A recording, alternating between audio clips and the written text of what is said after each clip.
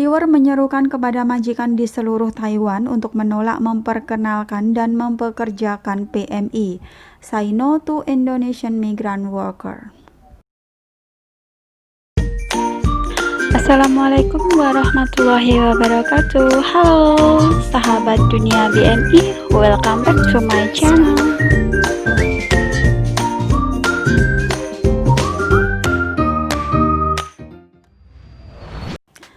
Kemarin teman-teman, pada tanggal 21 Oktober 2020, masyarakat Taiwan yang prihatin dengan keputusan sepihak pemerintah Indonesia, yaitu tentang pembebasan biaya atau zero cost bagi PMI, mereka memutuskan ikut mendukung Asosiasi Majikan di seluruh Taiwan atau TIWER untuk menyatakan protes di Kantor Dagang dan Ekonomi Indonesia atau KDI Taipei pada pukul 2 siang waktu setempat.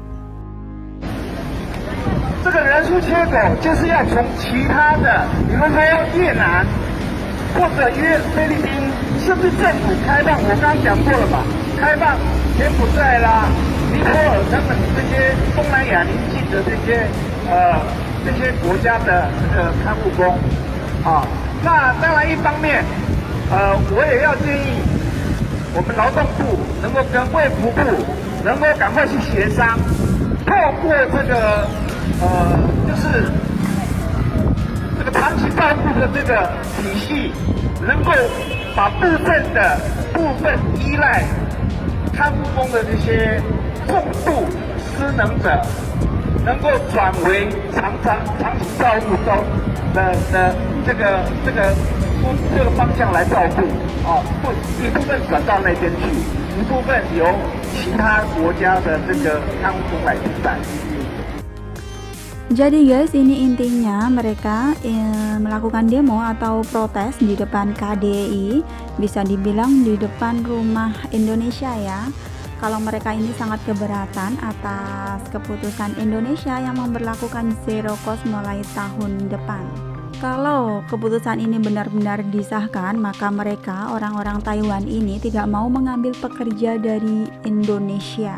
Mereka mengatakan akan mengambil pekerja dari Vietnam ataupun Filipina saja, ataupun juga dari negara-negara lain.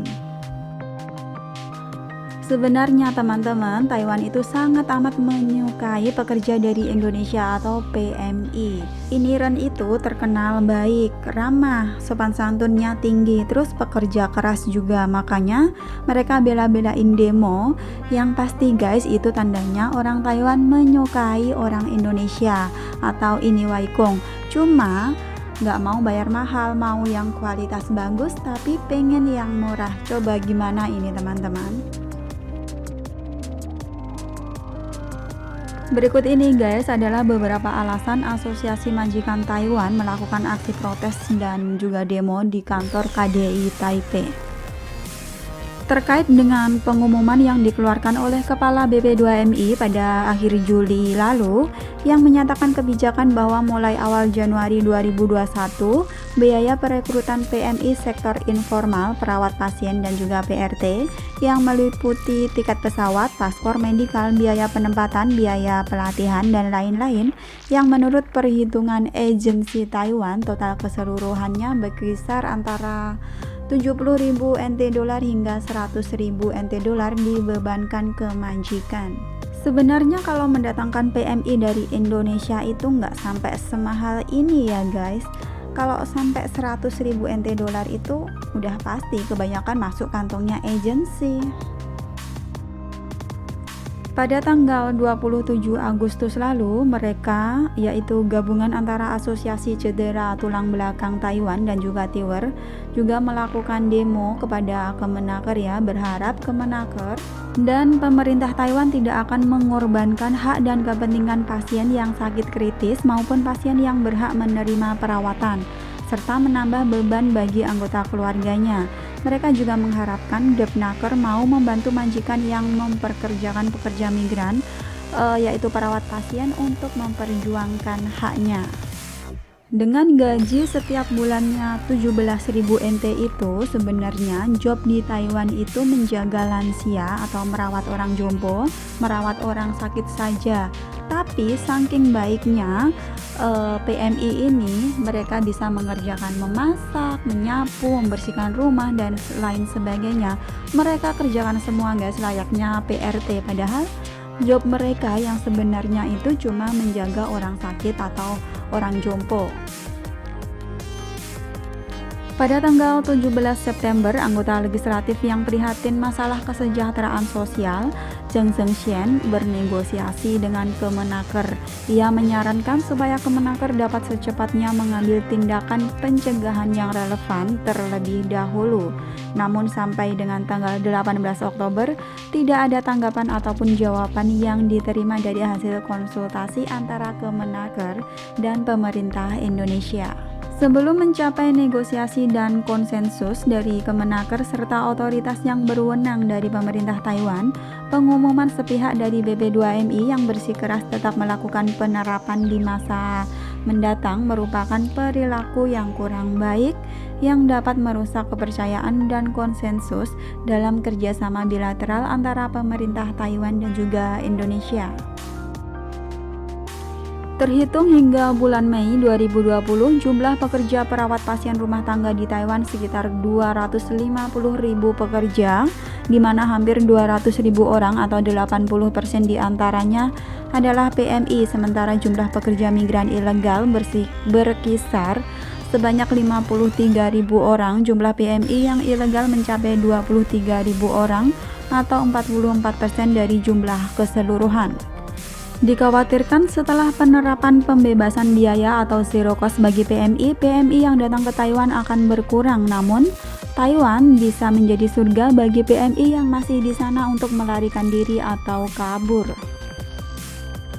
Beberapa tahun lalu, tepatnya pada tanggal 1 Juli 2015, gaji pekerja perawat pasien dinaikkan dari 15.840 NT dolar menjadi 17.000 NT dolar, dan hal ini juga merupakan penyesuaian sepihak dari pihak pemerintah Indonesia yang bersikap alot, dan kemudian negara-negara pengirim pekerja migran lainnya mengikutinya.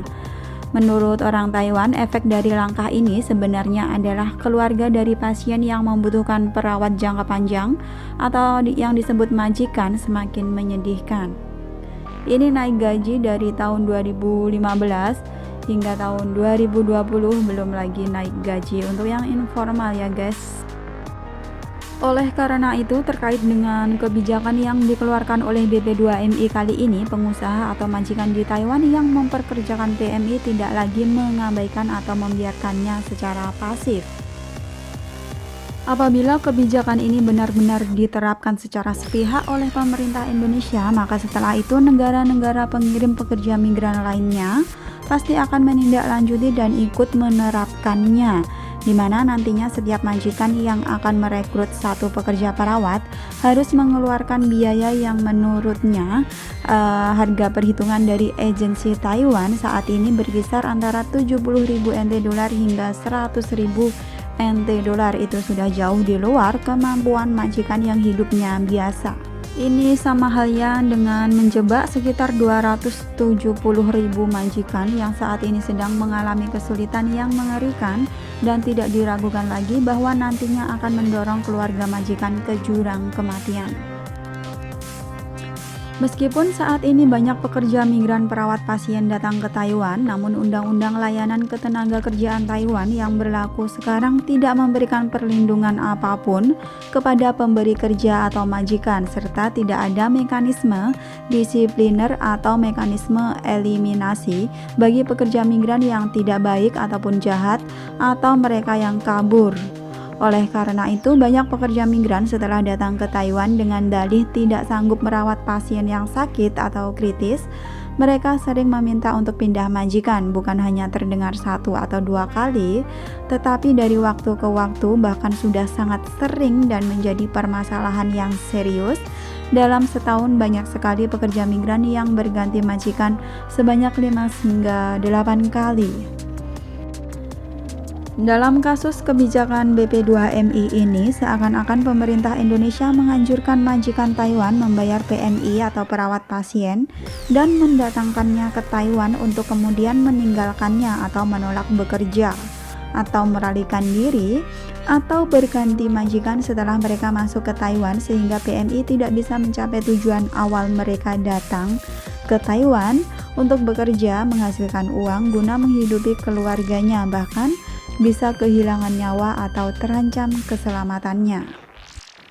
Banyak kasus dari PMI yang melakukan pelanggaran kontrak kemudian melarikan diri ke pasar gelap atau bekerja secara ilegal dan mereka mengalami kecelakaan atau tersangkut kasus kriminal. Jika hal itu terjadi, selain kurangnya mendapatkan perlindungan hukum, mereka akan menanggung keputusan pidana. Peraturan BP2MI ini adalah kebijakan yang sangat tidak adil bagi anggota keluarga majikan yang mengajukan perawatan bagi pasien yang benar-benar sakit kritis. Mereka tidak hanya tidak mempunyai tempat untuk meminta bantuan, akan tetapi juga tidak mempunyai tempat untuk mendapatkan kompensasi. Nah, itulah tadi alasan-alasan kenapa majikan Taiwan ini tidak setuju kalau biaya penempatan dibebankan kepada majikan. Thanks for watching and see you next video. Wassalamualaikum warahmatullahi wabarakatuh. Bye bye.